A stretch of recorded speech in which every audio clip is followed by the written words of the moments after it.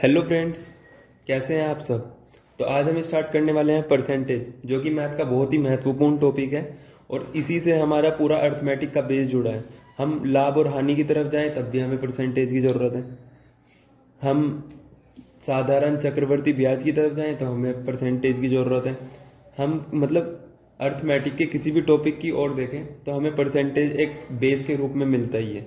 तो हम परसेंटेज में सबसे पहले क्या देखना चाहेंगे। परसेंटेज में हमें सबसे पहले देखना होता है कि हम फ्रैक्शन से परसेंटेज में कैसे बदल सकते हैं और परसेंटेज को फ्रैक्शन में कैसे बदल सकते हैं।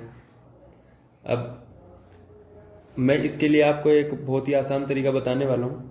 जैसे कि आप देख ही सकते हैं, अगर हमारे पास कोई भी फ्रैक्शन है, 1/2 ले लीजिए। 1/2 एक बहुत ही कॉमन फ्रैक्शन है और इसको हमें परसेंटेज में बदलना है। तो हमें फ्रैक्शन को परसेंटेज में बदलने के लिए 100 से गुना कर दीजिए। तो 100 से गुना करेंगे तो क्या हो जाएगा, 50% या 50%। अब 1/3 हमारे पास फ्रैक्शन है, उसको परसेंटेज में बदलना है, 100 से गुना कर दीजिए। आप जब इसको सोल्व करेंगे तो 33 1/3% आएगा। आप इसको डिवाइड करके भी देख सकते हैं। और 1/4 को हमें प्रतिशत में बदलना है। तो कैसे, 100 से गुना करनी है बस और हमारा काम खत्म। यहाँ पे क्या आ गया, 25%। 1/5 को 100 से गुना करिए और यहाँ पे क्या आ गया, 20%। तो इतना आसान है और आगे बढ़ते रहेंगे तो ऐसे ही सोल्व होते रहेंगे। अब 1/10 को देख लीजिए, 1/10 इंटू 100 करेंगे तो 10%। आप इनको याद भी कर सकते हैं ऐसे ही जैसे मैंने लिखे हैं। आप इनको 1/20 1/30 तक लिख सकते हैं कि जैसे ही क्वेश्चन में आपको फ्रैक्शन दिखे और आप उसे प्रतिशत में बदल दें। जैसे अगर आपको कोई प्रतिशत, किसी ने पूछ लिया कि 1/16 को आप प्रतिशत में बदलिए, तो आप वहाँ पे निकालते ही रह जाएंगे और सामने वाला एक जिसको याद है वो एक टिक करके चला भी जाएगा। तो 1/16 1/16 इंटू 100 करेंगे तो उसको प्रतिशत में आप कैसे लिख सकते हैं।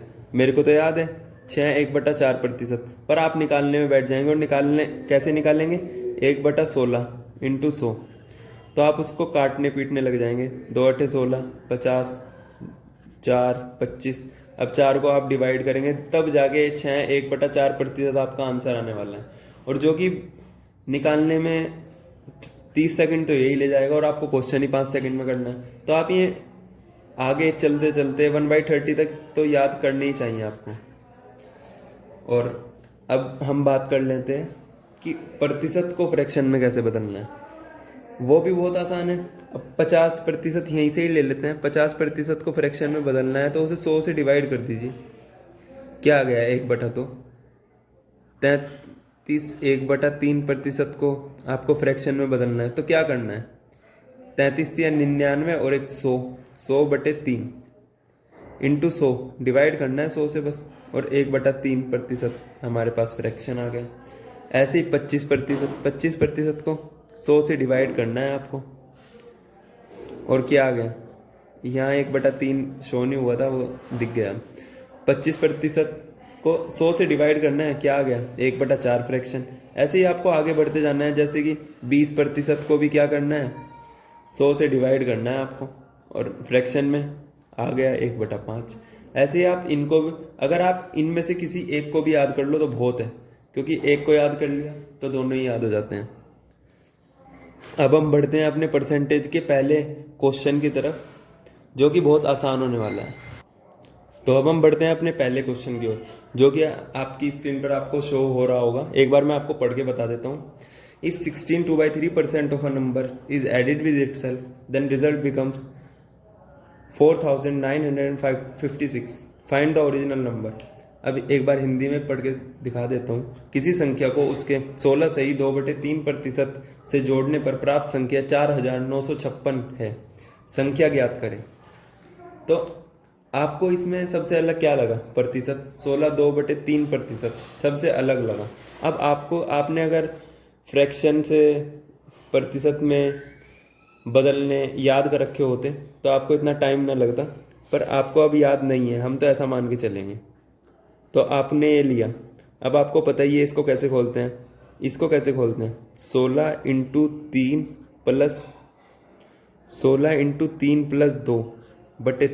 क्या आ गया, 50/3। तो यहाँ पे हमारा आ गया 50/3%। अब प्रतिशत को फ्रैक्शन में कैसे बदलना है सबको पता है, अभी मैंने बताया भी है। 50/3 इंटू 100 करना है, और 50 दूनी 100, और 1/6 फ्रैक्शन आ गया हमारा। अब 1/6 तो एक बार यहाँ पे लिख लेते हैं, 16 2/3% का हमारा फ्रैक्शन क्या होता है, 1/6। अब उसने क्वेश्चन में क्या बोला है, किसी संख्या को उसके 16 2/3% से जोड़ने पर। अब 6 का 16 2/3% 1 है, तो उसने क्या बोला है, किसी संख्या को उसके 16 2/3% से जोड़ने पर। अब 6 का 16 2/3% है 1, तो 6 के 16 2/3% 1 पे जोड़ने पर हमारी संख्या क्या बताई उसने, संख्या बताई उसने 4900।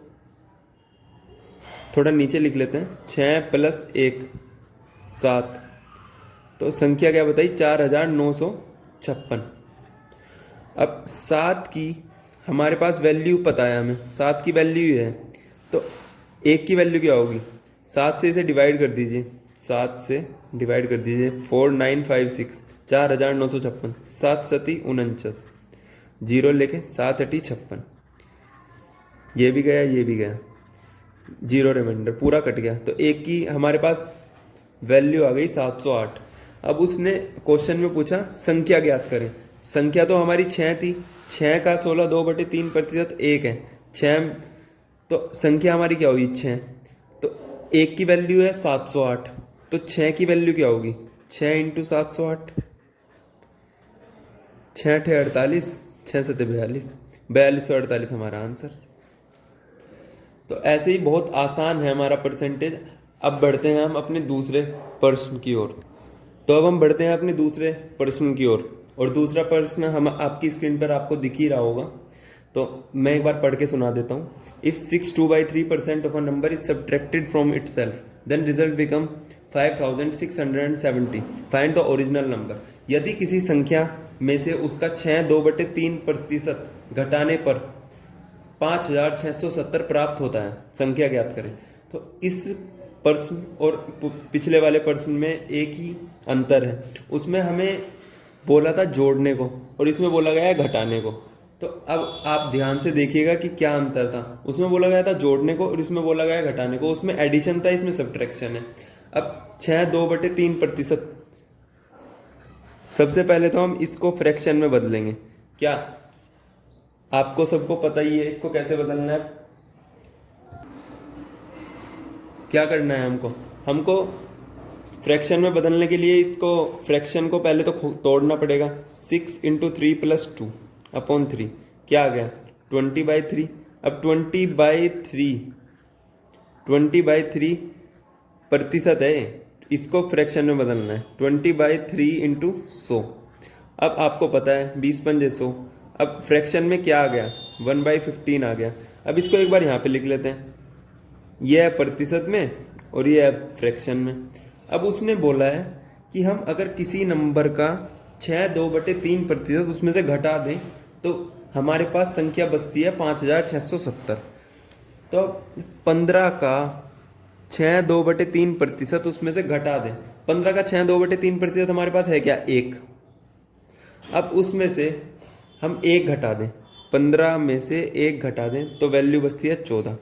14 की वैल्यू उसने दे रखी है 5670। अब 14 की वैल्यू हमें पता है 5670। अब 14 की वैल्यू पता है तो हमें 1 की वैल्यू पता है। 1 की वैल्यू 14 चौका 56 और 14 पंजे 70। तो बस इतना आसान है कि आप 5670 को 14 से डिवाइड कर दीजिए, 1 की वैल्यू आ जाएगी।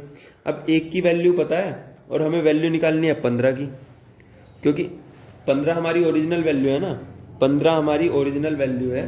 तो 1 की वैल्यू 405, तो 15 की वैल्यू क्या होगी, 15 की वैल्यू बहुत आसान है निकालना, 405 × 15 कर दीजिए।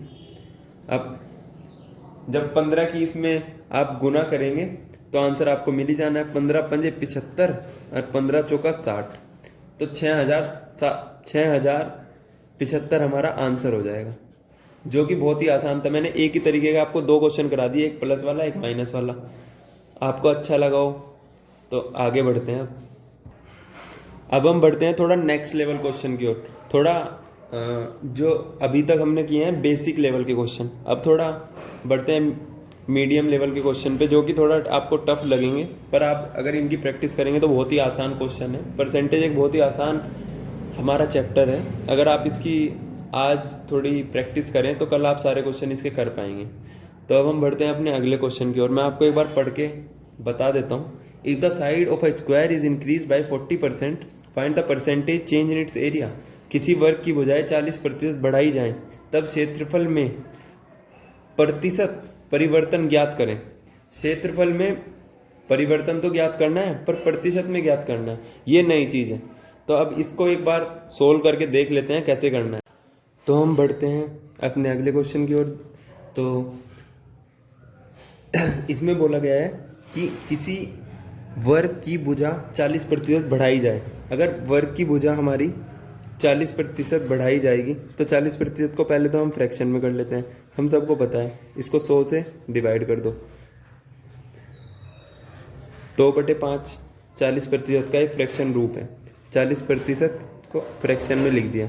अब उसने बोला है किसी भुजा को 40, अगर हमारी भुजा 5 है, 5 मान ली, 5, अब 5 का 40% बढ़ाया जाए, 5 का 40% है 2, और 5 का 40% बढ़ाया जाए तो कितना हो जाता है 7। अगर हमारी पहले भुजा 5 थी तो अब 7 हो जाती है।